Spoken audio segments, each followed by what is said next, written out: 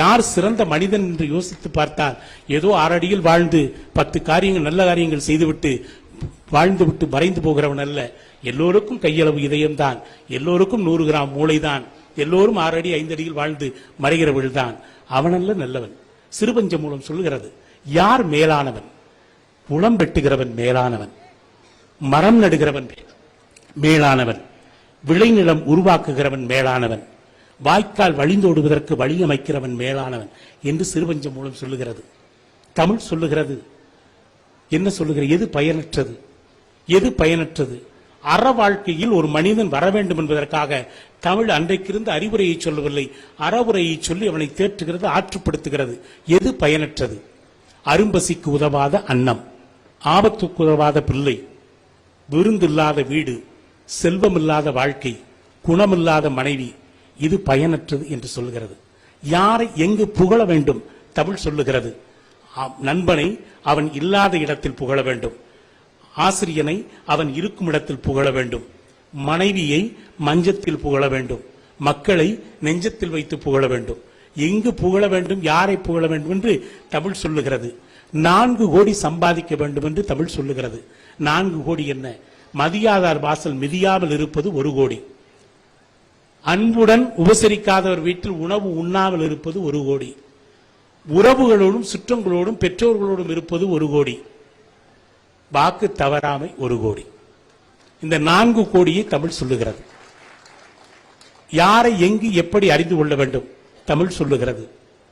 ஏணிப்படியில் ஏறுகிற போது நண்பனை அறிந்து கொள், ஏணிப்படியிலிருந்து கீழே இறங்குகிற போது மனைவியை அறிந்து கொள், குதிரையை வாங்குகிற பொழுது இளைஞனுடைய கண்ணோடு போய் வாங்கு, மனைவியை தேர்ந்தெடுக்கிற பொழுது ஒரு கிழவனுடைய பார்வையோடு தேர்ந்தெடுக்கிறது.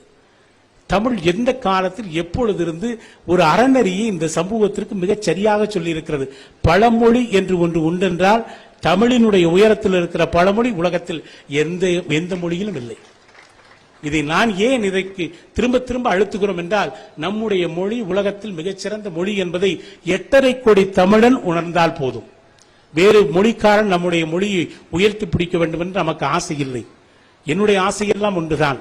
கடைசி தமிழன் வரை தன்னுடைய காதுகளிலும் நாவிலும் தன்னுடைய தாய் தந்தையையும் தன்னுடைய உறவுகளோடும் தமிழில் பேசி வாழ வேண்டும் என்பதுதான் காரணம். தமிழ் என்பது வாழ்வாதாரம், அயல்மொழி என்பது வணிகாதாரம். இதை புரிந்து கொண்டாலே போதும். 10 வயதில் எல்லோரும் அறியாமையோடு இருப்போம், தவறில்லை.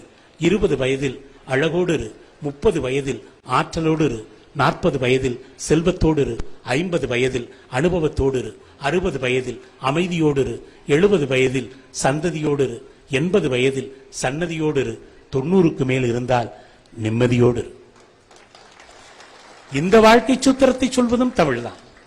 எனவேதான் நாம் தமிழை ஏன் படிக்க வேண்டும், தலைமுறைகள் ஏன் படிக்க வேண்டும் சொல்வதற்கு காரணம், மொழியினுடைய அடிப்படையிலே தான் ஒரு சமூகம் கட்டுமானமாக இருக்கிறது என்பதை நாம் புரிந்து கொள்ள வேண்டும். அறநெறியை சொன்ன மொழி நம் மொழி என்பதால் தமிழ் என்றால் வெறும் பொருள் அல்ல, தமிழ் என்றால் இன்பம் அல்ல, தமிழ் என்றால் அறம். அது குறித்து தான் நம்முடைய வாழ்க்கையில் எப்பொழுதும் நாம் 4 அறங்கள் முக்கியமான அறங்கள். எண்ணறம், இல்லறம், துறவறம், சொல்லறம், போருக்கரம்பை